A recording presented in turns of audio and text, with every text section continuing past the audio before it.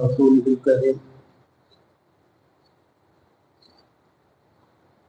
أما بعد بسم الله الرحمن الرحيم قال النبي صلى الله عليه وسلم بني الإسلام على خمس۔ حضور اقدس صلی اللہ علیہ وسلم کا ارشاد ہے کہ اسلام کی بنیاد 5 چیزوں پر رکھی گئی ہے۔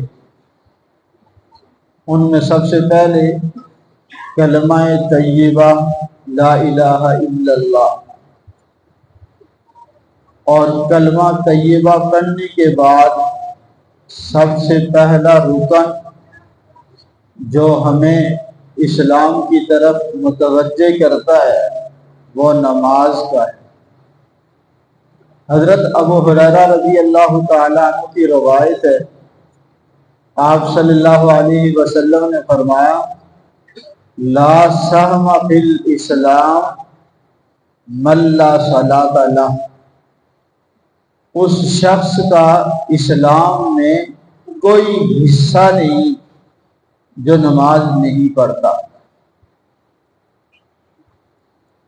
ایک دوسری روایت میں ہے کہ لا دین لمن لا صلاۃ لہ، اس شخص کا کوئی دین نہیں جو نماز نہیں پڑھتا۔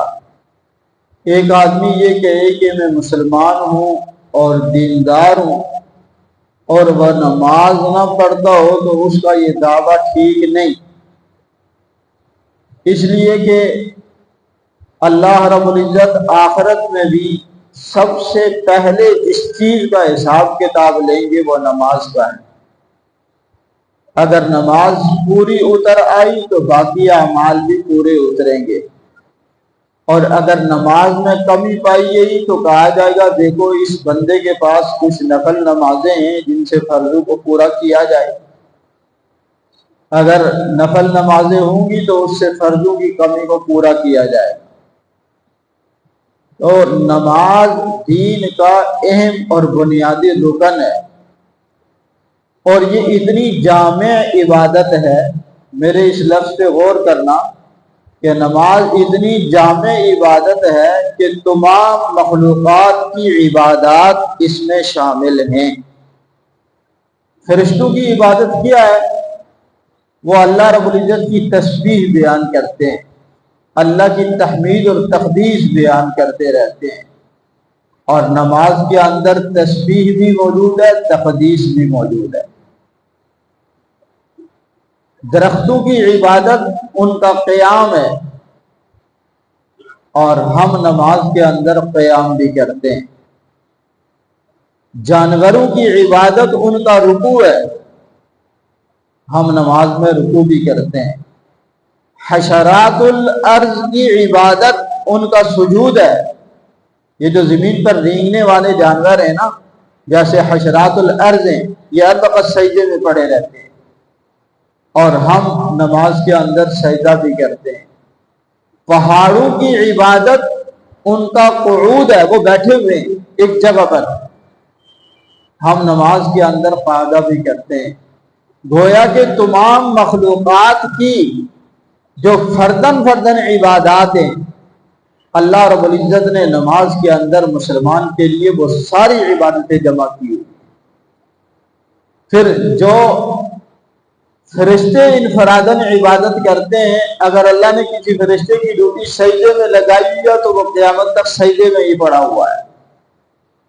کسی کی ڈیوٹی قیام کیا تو وہ قیام کی حالت میں ہے، کسی کی رکوع میں ہے تو وہ رکوع کی حالت میں ہے۔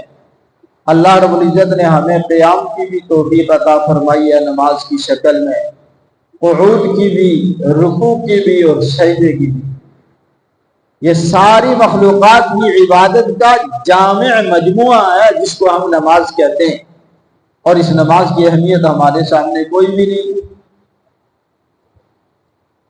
یہ اتنی اہم ترین عبادت ہے، اتنی اہم ترین عبادت ہے جو کسی صورت میں بھی معاف نہیں ہے۔ اگر آپ کھڑے ہو کر نماز پڑھ سکتے ہیں تو کھڑے ہو کر پڑھیں، اگر کھڑے ہونے میں مشکل پیش آ رہی ہے، کوئی عذر ہے تو آپ کھڑے ہو کر نہیں بیٹھ کر پڑھ لیں۔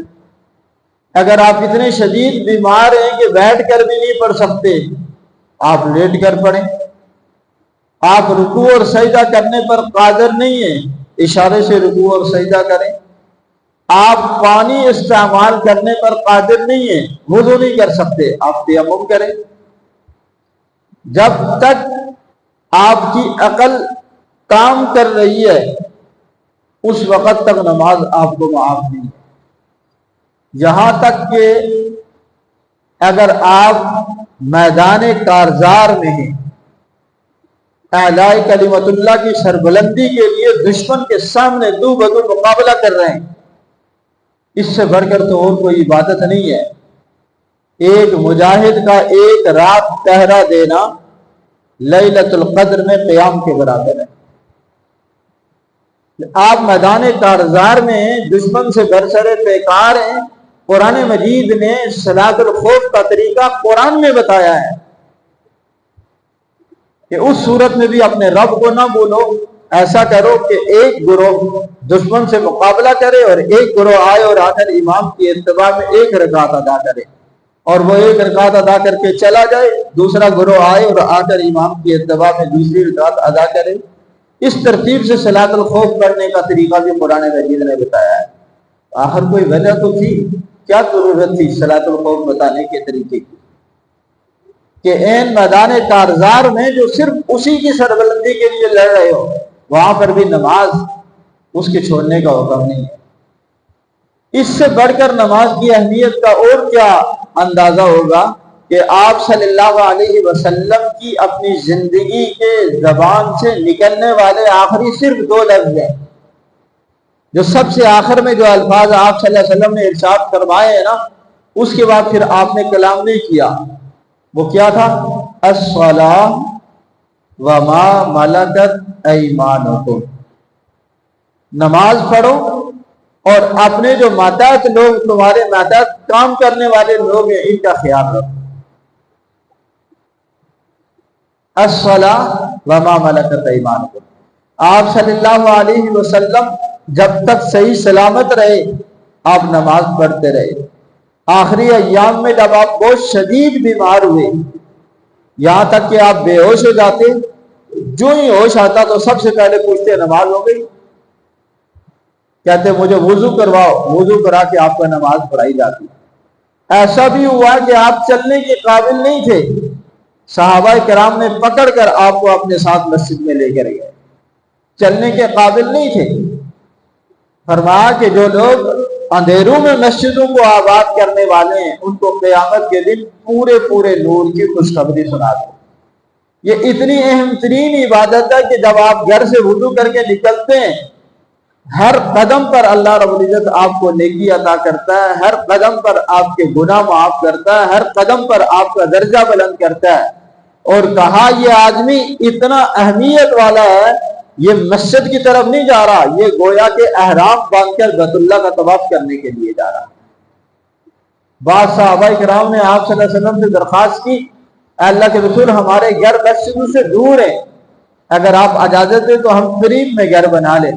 آپ صلی اللہ علیہ وسلم نے کہا وہی رہو، تمہیں پتہ نہیں ہے وہاں سے تمہارے آنے کے اوپر تمہیں کتنا اجر ملتا ہے۔ بعض صحابہ کرام نابینا تھے، انہوں نے رسی لگائی ہوئی تھی، اس کے ذریعے سے مسجد آیا کرتے۔ آپ صلی اللہ علیہ وسلم کے زمانے میں تو منافقین کو بھی نماز چھوڑنے کی ہمت نہیں ہوا کرتی تھی۔ آپ صلی اللہ علیہ وسلم کی عادت مبارکہ تھی کہ نماز پڑھنے کے بعد ایسے فجر کی نماز کے بعد مقتدیوں کی طرف اپنا رخ کر لیتے، اور اگر کوئی خواب کسی نے دیکھا ہوتا تو اس سے پوچھتے، ورنہ خود کوئی خواب دیکھا ہوتا تو بیان کرتے، کوئی نہ کوئی نصیحت یا وصیت ضرور کیا کرتے تھے۔ لیکن یہ بھی دیکھتے تھے کہ کون نماز میں آیا ہے اور کون نہیں آیا۔ جو نہیں آتا تھا باقاعدہ اس کی خبرگیری کیا کرتے تھے۔ ہمارے پاس ہے کیا؟ ہم اگر اپنی 24 گھنٹے کی زندگی کا جائزہ لینا، 24 گھنٹے کی زندگی میں ہم کتنی عبادت کرتے ہیں، ہم بغور اپنی زندگی کا خود مطالعہ کر سکتے ہیں، کسی دوسرے کو آپ کی زندگی کا مطالعہ کرنے کی ضرورت نہیں۔ ان 24 گھنٹے کی زندگی میں ہمارے پاس ایک نماز ہی بچتی ہے جس کو ہم صحیح طریقے سے ادا کرنے کی کوشش کریں. وہ نماز بھی اگر ہماری زندگی میں نہیں ہے تو ہم کس چیز کے مسلمان ہیں؟ ایسے تو آپ صلی اللہ علیہ وسلم نے نہیں فرمایا. مسلمان اور کافر کے درمیان میں فرق کرنے والی چیز کوئی ہے تو وہ نماز ہے. کافر کے اور مسلمان کے درمیان میں فرق کرنے والی چیز نماز ہے. مسلمان نماز نہیں چھوڑتا اور کافر نماز نہیں پڑھتا. اللہ رب العزت نے یہ اہم ترین رکن ہمیں عطا فرمایا ہے. ہمیں چاہیے کہ اس کا اہتمام کریں, اپنی اولادوں کو بھی اس کا اہتمام کروائیں, اپنے گھروں میں بھی نماز کے لیے جگہ مخصوص کریں. اپنے گھروں کو قبرستان نہ بنائیں. گھر کے اندر جہاں اور بہت ساری چیزیں آپ نے فیسلٹیز رکھی ہوئی ہیں کہ یہ کمرہ ٹی وی لان ہے, یہ کمرہ ڈرائنگ روم ہے, وہاں پر ایک کمرہ ایک مخصوص جگہ ایسی بھی رکھیں جہاں پر کچھ دینی کتابیں, قرآن مجید رکھا ہوا ہو, چند مسلے رکھے ہوئے. جی یہ کمرہ ہمارا نماز کا کمرہ ہے. ہم جب اپنے گھر بناتے ہیں تو پلاننگ کرتے ہیں, جی یہ میرے فلاں بیٹے کا کمرہ ہوگا, یہ فلاں بیٹی کا کمرہ ہوگا, یہ بہو کا کمرہ ہے, یہ ڈرائنگ روم ہے, یہ ٹی وی لان ہے, یہ میٹنگ روم ہے. یہ سارے کمرے بناتے ہیں ہم, لیکن ایک کمرہ ایسا نہیں بناتے کہ یہ ہماری عبادت کی جگہ ہے, یہاں ہم بیٹھ کر نماز پڑھا کریں. اور وجہ یہی ہوئی کہ گھروں سے ہم نے عبادت چھوڑ دی, ہمارے گھر ویران ہو گئے. گھروں میں ناچاکیاں ہیں, تلخیاں ہیں, لڑائی جھگڑے ہیں, سکون نام کی کوئی چیز نہیں ہے. وجہ یہ ہے کہ ہم نے باقی ساری سہولتوں کا خیال رکھا لیکن ہم نے اپنے گھر میں عبادت کے لیے کوئی جگہ مقرر نہیں کی. اگر جگہ تنگ ہے تو کوئی ایک جگہ مخصوص کر لی جائے کہ بس یہاں پر جو ہے جب نماز کا وقت آئے گا تو سارے یہاں پر نماز پڑھیں گے, اس جگہ کو صاف ستھرا رکھا جائے. ہر آدمی کے گھر میں ایک مسجد ہونی چاہیے, چھوٹی مسجد, جس کے اندر گھر کی خواتین بھی نماز کا اہتمام کریں. ہم اپنی گھر کی خواتین سے گدھو کی طرح سارے کام تو کرواتے ہیں, لیکن اگر وہ نماز نہیں پڑھتی تو ہم اس سے یہ نہیں پوچھتے کہ بیگم آج آپ نے نماز پڑھی ہے. اس کی فجر صبح کے ناشتے میں اور سحری میں نکل جاتی ہے, ظہر دوپہر کے کھانے میں نکل جاتی ہے, عصر تمہاری چائے کی تیاری میں نکل جاتی ہے, مغرب اور عشاء رات کے کھانے کی تیاری میں نکل جاتی ہے. وہ آپ کے سارے کام پورے کر رہی ہے لیکن وہ اللہ کی کسی ایک حق کو بھی ادا نہیں کر رہی. کبھی ہم نے فکر کی ہے کہ میری اولاد کے لیے میں اتنا خرچ کر رہا ہوں, اس کو اچھی تعلیم دلوا رہا ہوں, اس کے لیے جو ہے وہ میں اس کی ہر ضرورت کا خیال رکھتا ہوں, آیا میں نے اپنی اولاد کی دین کی تربیت کا بھی خیال رکھا ہے؟ کیا میری اولاد نماز پڑھتی ہے یا نہیں پڑھتی؟ ایک بے نمازی کی نوست 40 گھروں تک چاروں طرف جاتی ہے. جس ایک گھر کے اندر ایک نمازی ہو, 6 بے نمازی ہو, اس گھر میں برکتیں کہاں سے آئی؟ کبھی ہم نے اس بات کے اوپر غور کیا؟ ضرور غور کرنا چاہیے. 7 سال کی عمر میں بچے کو نماز پڑھنے کا حکم دیں, 10 سال کی عمر میں ہو جائے نماز نہ پڑھنے پر اس کو سزا دیں. وہ اگر روپیہ پیسہ زیادہ لگا دیتا ہے اس پر اس کو ڈانٹتے ہیں, کوئی فضول خرچی کر دیتا ہے اس پر اس کو گھر سے ڈانٹ ملتی ہے, لیکن آیا اس نے نماز نہیں پڑھی, اس پر بھی کبھی اس کو ڈانٹ ملی ہے؟ ہمارا بچہ اگر کام نہیں کرتا تو اس پر تو ہم اس سے ناراض ہوتے ہیں, لیکن گھر میں سویا ہوا ہے 12 بجے اٹھتا ہے, کبھی اس بات کے اوپر بھی اس سے ناراض ہوئے کہ بیٹا تم نماز نہیں پڑھتی. ساری رات جاگتا ہے, اذان کی آواز سن کر جا کر بستر پہ سو جاتا ہے, وہ نماز نہیں پڑھتا. آپ کو اس کے بارے میں کوئی فکر نہیں ہے؟ اس اولاد کے بارے میں, گھر والوں کے بارے میں یاد رکھنا. حدیث میں آتا ہے, آپ صلی اللہ علیہ وسلم نے فرمایا کلکم راع, تم میں سے ہر ایک نگہبان ہے, وکلکم مسئول عن رعیتی, ہر ایک سے اس کی نگرانی کے متعلق سوال کیا جائے گا. باپ ہے تو اولاد کے متعلق پوچھا جائے گا, شوہر ہے تو بیوی کے متعلق پوچھا جائے گا, بھائی ہے تو بہن کے متعلق پوچھا جائے گا. ہر آدمی اپنے گھر کا سربراہ ہے, اس سے گھر کے بارے میں پوچھا جائے گا. کوئی محلے کا سربراہ ہے, اس سے محلے کے بارے میں پوچھا جائے گا. کوئی ملک کا سربراہ تو اس سے ملک کے بارے میں پوچھا جائے گا. سوال ضرور ہوگا اپنے ماتحتوں کے ساتھ تمہارا رویہ, تمہارا سلوک, تمہاری جو ذمہ داریاں تھیں تم نے پوری کی ہے یا نہیں کی.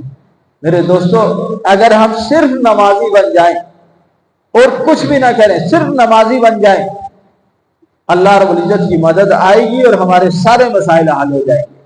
صحابہ کرام رضوان اللہ تعالی علیہم اجمعین نے تو نماز کو اپنا اوڑھنا اور بچھونا بنایا ہوا تھا، 2 رکعت نماز سے اپنے سارے مسئلے حل کروایا کرتے تھے۔ اور آج ہم ہیں کہ ہمارا کوئی مسئلہ ہی حل نہیں ہوتا۔ یہ نماز ہماری شاندار اور جاندار کیسے بن جائے، اس کے 4 حقوق ہیں۔ انشاءاللہ زندگی رہی تو ان 4 حقوق کا تذکرہ میں آپ کے سامنے بھی ترتیب کروں گا۔ دعا فرمائی جو کہا سنا گیا اللہ پاک عمل کی توفیق عطا فرمائے۔ الحمدللہ رب العالمین۔